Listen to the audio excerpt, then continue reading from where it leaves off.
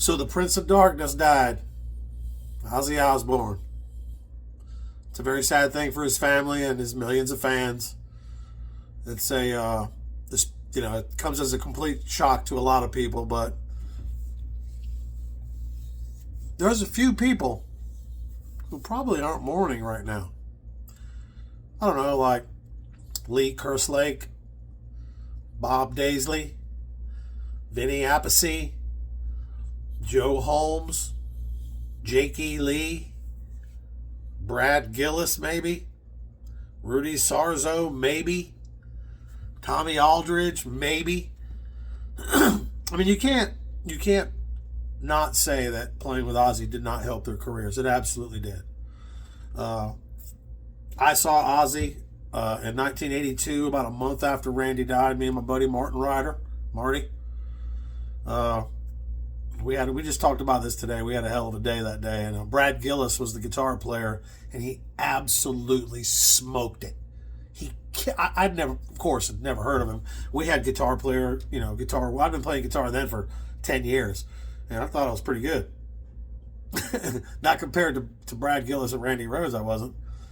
But there's a lot of things I can relate to that makes me not have so much respect for Sharon and Ozzy. I've never been on, Jake E. Lee's or Zach Wilde's level. George Lynch has got a reason to really be not mourning. He went on the road with him. I heard he auditioned twice because he used to teach where Randy taught at Musonia in Los Angeles. He was one of the teachers there, and he went on the road after Randy passed away and actually played sound checks with him. And after like a month or 5 weeks on the road, they hired Jake because his hair was longer. And just said, hey, we can't help you. Didn't give him a check. Didn't give him nothing, man. He had kids. He had children to feed. That just really bothers me, man, because I can really, Lee Kerslake and Bob Daisley, I can understand not getting a whole lot in the beginning, but eventually, you always aspire for your expectations are always higher when your dreams kind of come true. I know this because I've had a few things that I achieved that I was like, wow, it's going to be this, and it wasn't that. So I think there's a lot of that in with what I'm saying right now. And I have to say that once you're in a situation for a while doing well, usually your expectations catch up with your reality. Like Lee and Bob and Joe Holmes and Vinny Appice and people like that. After you're there for a while, you're like, yeah, I am doing this. It didn't with those guys. They never got, or it took forever to get what they deserve. Look at Jake. I mean, Jake, he did a lot for Ozzy's sound. He did a lot for Ozzy's confidence, just like Zach did. When Zach got in the band, it wasn't just making the band better. It gave Ozzy confidence. Because listen, man, Ozzy doesn't write songs. Ozzy, he adds stuff to the songs that are already written. Ozzy's not a real super, they all say, oh, he makes the melody.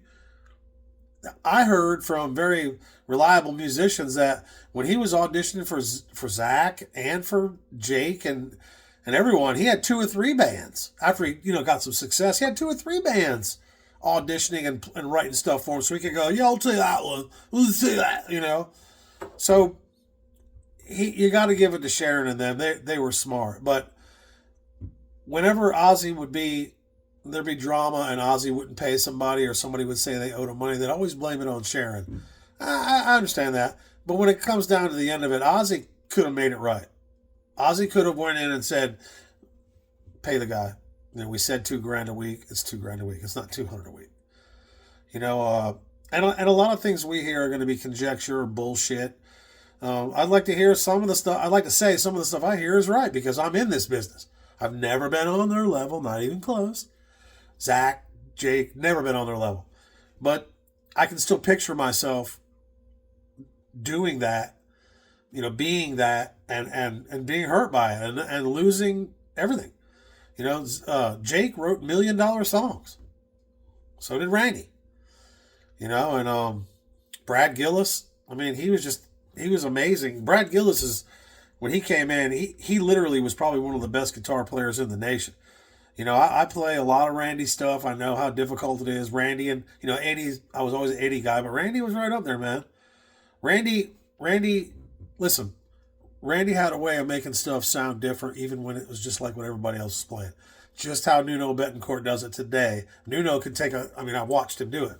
Nuno can take a regular lick that I play and play it the same way, except it's better. Randy had that way of doing things.